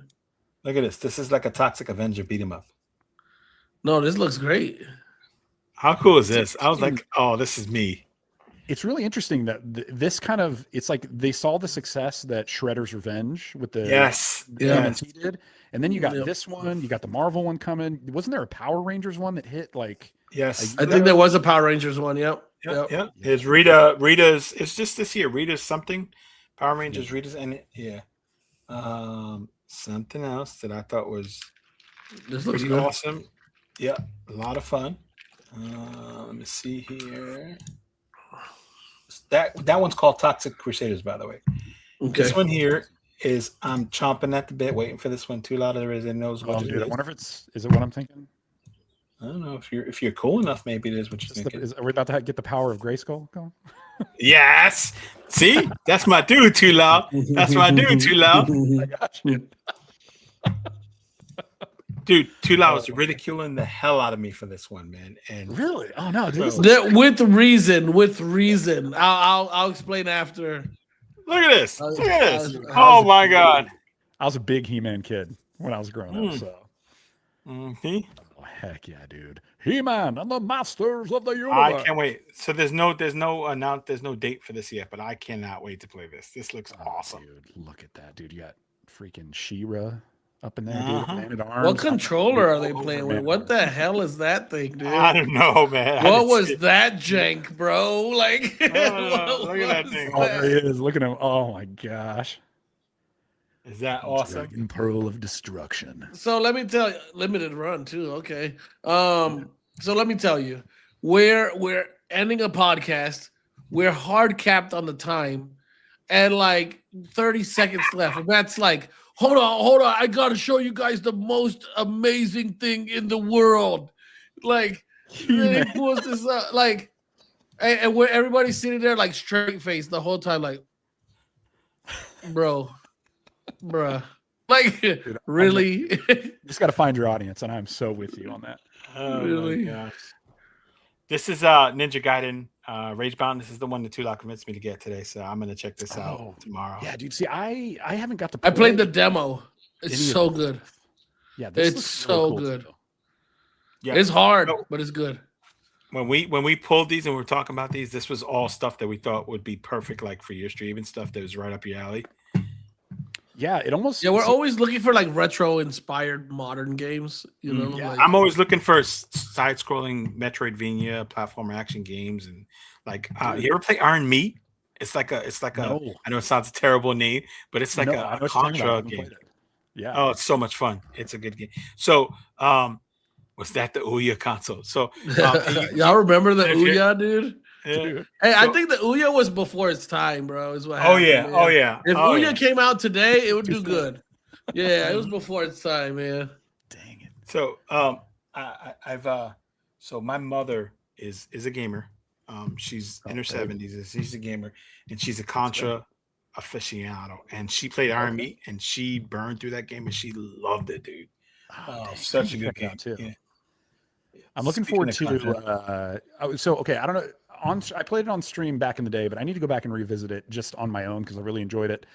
Beyond, I was really enjoying that. Beyond the Ice Palace 2. So definitely has like Metroidvania vibes. The protagonist is almost like a Kratos kind of guy with like the chain sword thing. But what I love about it is I love those games that like lean into like really big, ugly, almost like eldritch looking bosses. I just love that kind of vibe. So that's a really good one. And then there's another one coming out called Wolfhound that I'm really looking forward to, that the guy who made Chasm is working on that one. So those are two that when those hit, I think they're going to be pretty sweet. I'm gonna look up Wolfhound right now. This is Contra Operation Gulag. This is the new Contra. This was a total blast to play too. I haven't got to play this one either, dude. I've heard good things. A lot of fun. There's like an arcade mode, and you can unlock upgrades and stuff. And they did a lot of different things with. They took all the classic weapons and kind of updated them. It was a lot of fun. This one too. That's awesome. Let me see here. I don't know if you guys ever tried to play Contra Force on the NES. I tried to go. I did. I played Contra Force. Yep. Man. Yep. I know. Stuff, dude. I know. It is. Dude, some of those games back then, like people really don't understand. They're like, oh, these old games, bro. These old games will kick your ass, bro. Yes, man. Yes. One more that I gotta put up there for Gamers Generation because he's old as hell. This is for you, Gigi. This is actually probably more of a Too Loud Tech game. Legendary arcade beat 'em up. Dude, is this Double Dragon? Yes. Oh, I love Double Dragons, dude. Yeah, I love Double Dragon. Dude, Super Double Dragon. I don't know. I love Double Dragon on the Super Nintendo. Me too. Yeah. I also love Battletoads. See, Battletoads is awesome. Like Battletoads is fun. Yep. I got to get Ninja Turtle Battletoad crossover. Oh no, the Double Dragon Battletoads. No, Double Dragon Battletoad. Yep. Not Ninja. Yeah. So, sorry, I didn't mean to derail us, but I had put that list together and it made me think of Rob, and I'm like, this is fun. Yeah, dude. All bangers. I love that so much. That's great. Okay, so I want to talk about something briefly. Hey Matt, pull up an image of the Miyoo Mini flip. So I kind of want to just talk about something that's bothering me right now. Wait, I know. Did you order one of these, Rob? Did you order one of these, Rob? I did not. Okay. Have you had any interest in it? Is this the clamshell? Yep. Yes. I don't own a clamshell device, but I feel like I need to. Hey, what? I'm trying to. I'm just, you know what? The whole clamshell thing is kind of lost on me a little bit, but I didn't own one, so I don't have. I think that's part of it. I don't have any like nostalgia for it, but I'm interested. So it is the best pocket form factor. It's self-protective. Like, so, you close it up, you don't have to worry about it. Also, too, I think a lot more people who are vertical lovers are gonna love clamshells because it's basically a folding vertical. Mm-hmm. Right. I agree. At least with the smaller form factor ones, like the ones like the Thor and those others, I think both sides enjoy them. But yeah, like this Miyoo Mini, the Miyoo Mini Flip, the RG34XX forehead, my boy Monto Tech calls it. These are great. I love these for pocket devices, man. So I put it in an order, and I'm probably gonna get some maybe emails about this later. But dude, NXT, like, what's going on, dude? Like, I placed an order on this thing in October. And I was supposed to get it like mid-November. Then all of a sudden, the beginning of October, because 100% my fault. So the thing comes out, I see it, I'm like, cool. Price is a little high, shipping's a little high. He says I ordered it straight from Miyoo. I said, no, wait. Lit NXT has it for cheaper. We're gonna save like $15. So I convinced him to cancel his order from Miyoo, and we ordered it from the NXT. Now we're 2.5 months in, and we still haven't got it. Dang, right? Dude. How much? What is this thing running? What's the price tag on this bad boy? I don't know. It was cheap, right? Yeah. From Lit, I think I paid like $59 or something like that. Yeah. Okay, no, that's not bad. That's sorry. Yeah, So like tell your story. No, keep telling your story. Yeah. So yeah. Initially, I ordered it from Miyoo direct. I would have already had it if it had not been for Matt. But true. Very true. So I ordered it from Lit, and Lit was like, "Oh, you'll get it mid-November." Mid-November came and left. They sent out an email saying, "Hey guys, sorry, the shipment got delayed. We'll have it out December 5th." As you guys see, December 5th, this came and gone. Dang. They sent out another message saying like, "Oh, we'll have them out. We'll have them this week." I think I got them. And they said like, "Hey guys, we'll have them in this week and we'll be shipping them out priority. We're upgrading shipping. We'll have them out. You should get them before Christmas. Don't worry about it." Like, dude, I'm not worried about Christmas. I'm worried about last month, but whatever. Then I get an email. I think it was like 3 in the morning or 2 in the morning. I got an email from them saying, "Hey, we got our shipment from Miyoo, but something's wrong with the devices. We had to send them back to the factory. We'll get them back once Miyoo solves the issue." They said, "Sorry about it. We'll upgrade your shipping, and we'll extend the warranty on these devices to 18 months." Like, bro, what's really going on with these devices? Because I'm not enjoying this experience. Like, I really just want to cancel at this point. And it's not about like, dude, I shouldn't. I mean, I'm not mad at Matt, but honestly, I shouldn't have listened to him. Like, $15 was not worth this, right? Like, was $15 really worth going through 2.5 months of bullcrap? I don't think so. So, I mean, it is an awesome device. Miyoo Mini is my favorite handheld of all time, so to get this, I was really excited. And I don't know, they're kind of deflating that excitement with all this bullcrap. So I agree. I don't know if you guys in the audience are going through the same experience. I know that's what I'm going through. If you guys have got them, I would like to know where you ordered it from so I can order from your choice. So to take it a step further, I emailed them because they said they were going to have them ship them out on 6th. I emailed them on the 8th or something and I said, "Hey, they were being shipped on the 6th. It's been, almost 2 months. I don't have a shipping notice." They said, no. They 2 days later, they said, "Oh no, they're arriving today, guaranteed. We're going to ship them out and today the 8th, and then we're going to ship them out on the 10th. You'll have it in 2 weeks." So the 10th comes, nothing. The 10th comes around, nothing. And then this morning I get the same email. Oh no, I lied to you. I'm sorry. The 10th comes yesterday. Get an email that says, "Hey, we're expecting the delivery sometime this week, and then we'll ship them out right away." And then this morning we get another email saying, "Oh, they showed up and they're messed up, and we're going to give you an 18-month warranty." You know what? If you were just honest and transparent with me from the beginning and said, "Hey, we'll get them out as soon as we get them in. We don't know what's going on, whatever," I would have been okay with it. But the promises and the lies, and as a consumer, that kills me, man. Just be transparent with me. If you're in this hobby and the majority of these devices come from overseas, and we're aware of that. And if you're in this hobby and you're on the, in North America, you're prepared to wait. Be honest with us for it. It kills me. Another company like that, and I know Tula's heard me rant about a million times, is Magic X.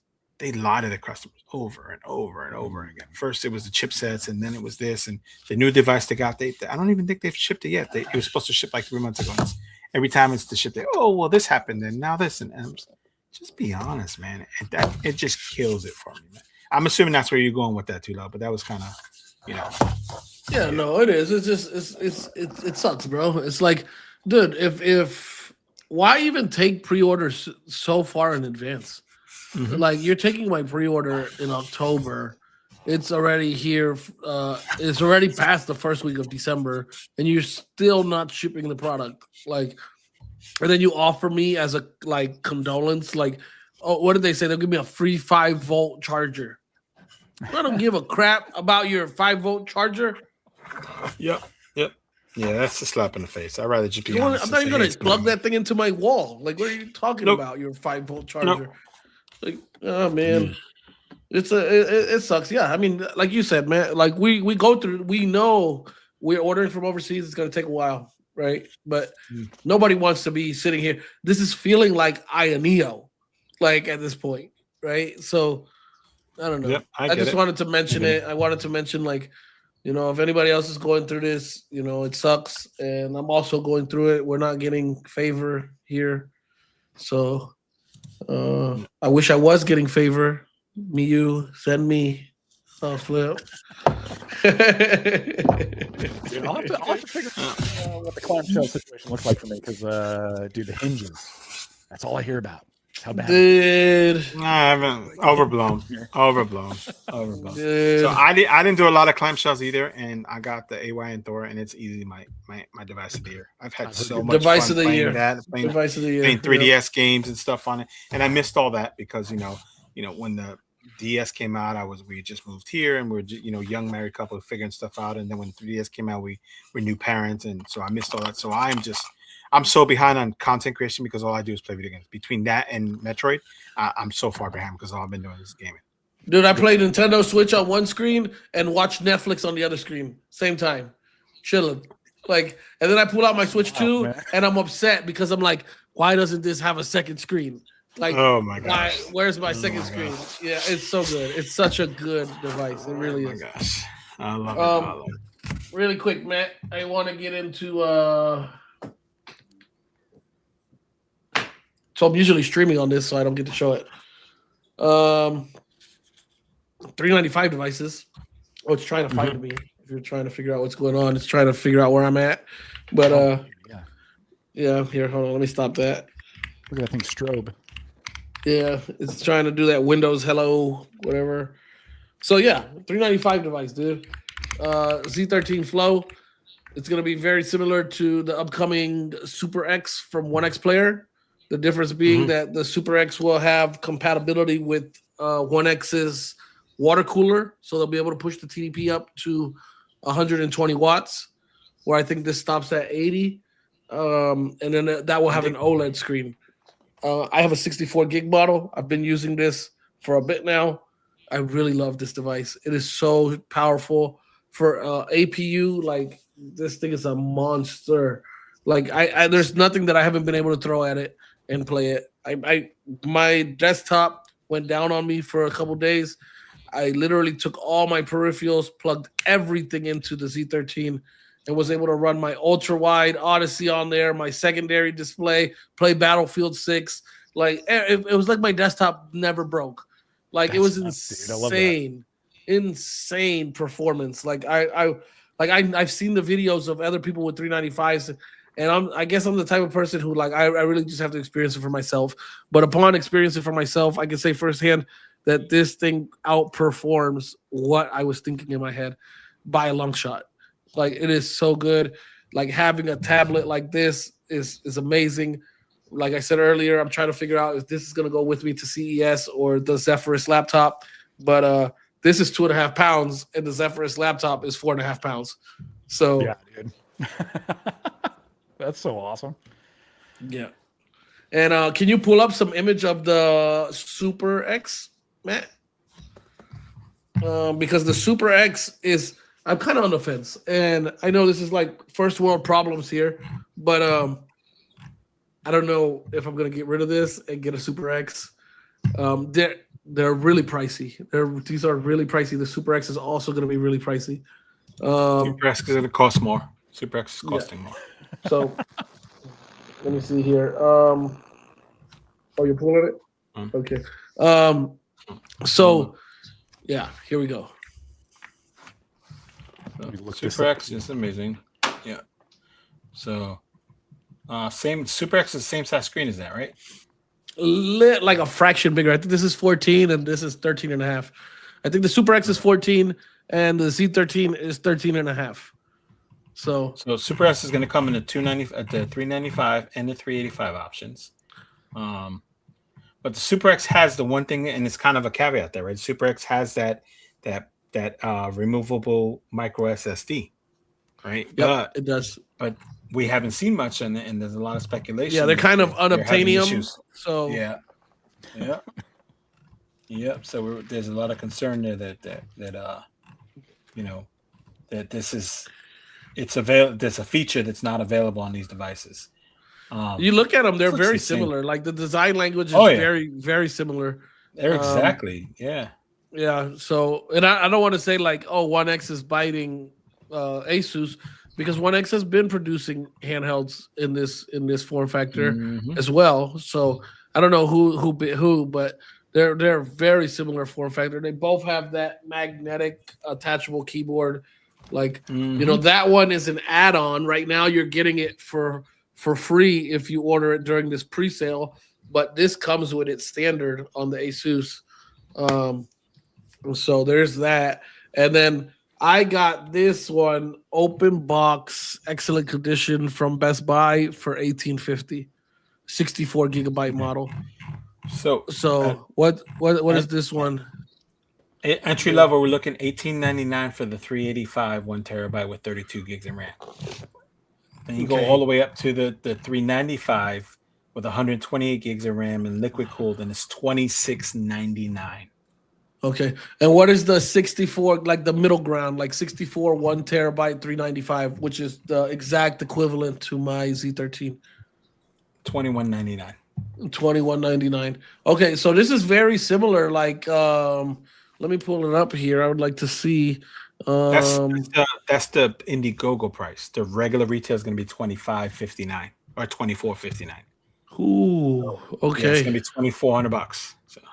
Jesus. Okay, so yeah, I mean, we're getting these are like I said, these are first world problems.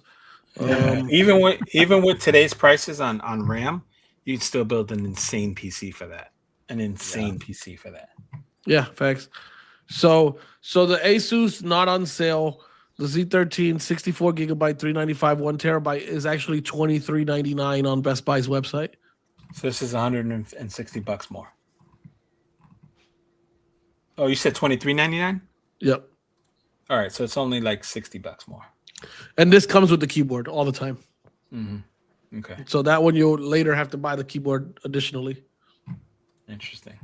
Yeah, so that's a big price difference. But I will say, like, it's expensive, right? But if you're like minimalist, you don't want a big old desktop. You want something you can take around with you. Like, I find this to be really awesome device for that. Like taking it around, moving it around the house with you.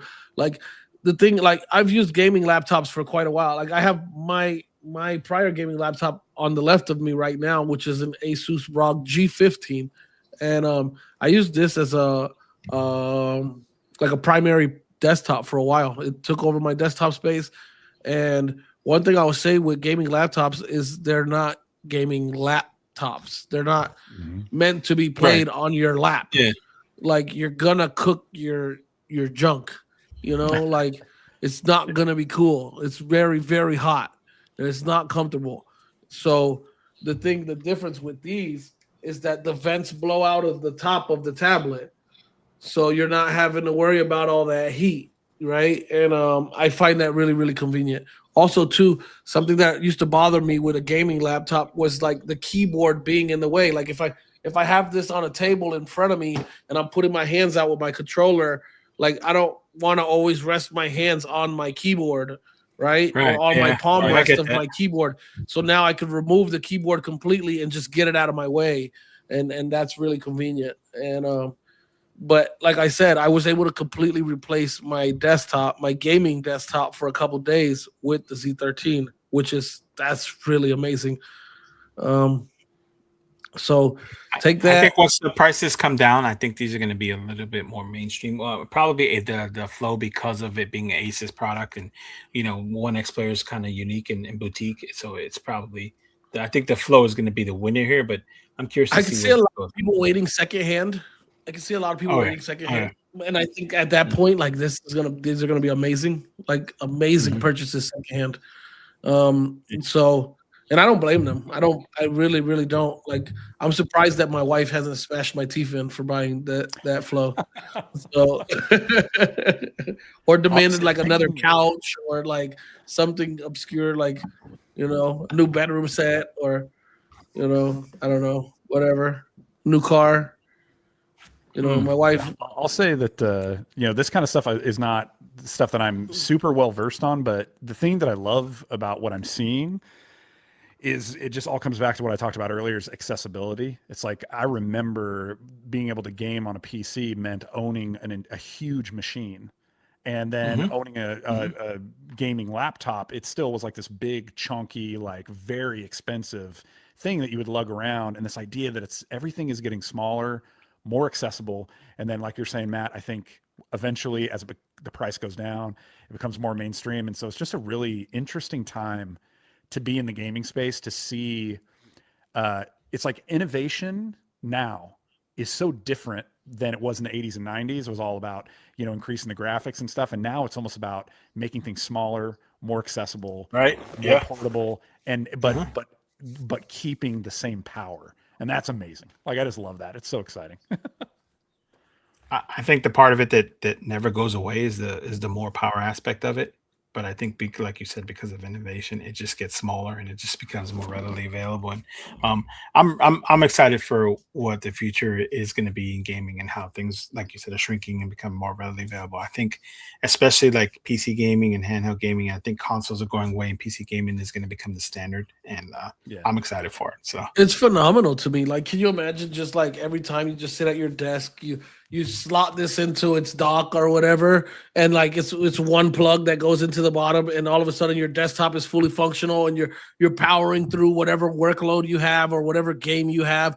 You grab it, you pick it up, you walk away with it, continue on whatever you were doing at your desk. Like that's an amazing concept to me. It's like a Switch, except it's a PC, right? Yeah, like, bruh. Oh man, let me have it. Let me have it, dude. So, yeah, I want to, that's all I got. That's all I got for today. We have a lot of exciting stuff coming up here, coming into the new year. And we'll talk about some of that next week. We have a really episode coming in next week. Hey, Rob, what are you working on right now? What should people look out for from you, and where can they find you? So you can find me on YouTube. Just search Retro Hunters, or the Retro Years Official. Those are going to be the two channels there. You can also find me on Twitch, the Retro Years, and I'm live every Tuesday at 12 p.m. from 12 to 1 p.m. Pacific. So just for that hour. But it's a great time. We hang out, and we got a good community that's going over there. And if we don't spend all the time laughing and cutting it up, then eventually we end up playing a game. So, yeah, that's awesome. I love it. I love it. You got anything, Matt? You know what? At some point in time, I'm gonna put down the games when I finish Metroid, and I still working on Look at This. I got a bunch of things planned out for the Legion Go 2, and I got a shipping notice for my Odin 3 today and my A Neo, so I'm excited. So, I have the RGDS coming in too. I'm excited to check that out. Yes, So we got a bunch of great stuff with that. I'm just excited. I need to stop playing video games, and then I'll start working on some other stuff. But yeah. Oh, also M4 from Absolute. Look out for a review for that. Oh yes. Have you seen that, Rob? Have you seen that? Oh, dude, it's a little. Oh wait, is it you have to look it up. The metallic, magnetic controller. Yes, and it's like this big. Yes. Yeah. Yes. I kind of want to get one. I hit him up and said, "Hey, send me one I'll do a review on it if you'll send me one." I should mention, I got sent over this phone case from Game Baby. That. So I'll be doing a review on this. I don't want to spoil anything. It works with That's functional. It's functional. Yeah. Okay. I'm going to make a video on it. It works with the Delta emulator. I don't want to spoil anything, but what I'm going to say is better than I thought it was going to be. So awesome, dude. That's awesome. That's awesome. Awesome. And the footprint of that thing, it's not adding a lot to your phone. So almost nothing additional of a case. So yeah, fire. Awesome. Wow. Oh, hands turn. You're right, dude. M4. I know you're not. Wait, are you talking about a rifle? No, I know you're not. I'm pretty sure you're talking about that. Absolute M4. Yeah. Absolute M4, dude. So, anyways, this has been a blast. We appreciate you coming by, Rob. Everybody in the audience hanging out, thank you so much for hanging out with us, man. We'll be back again next week. Again, the same time after Matt gets his Manny and Petty. Thank you so much. This has been Too Loud Tech. Matt and Rob, SaveState, and we are out. Peace.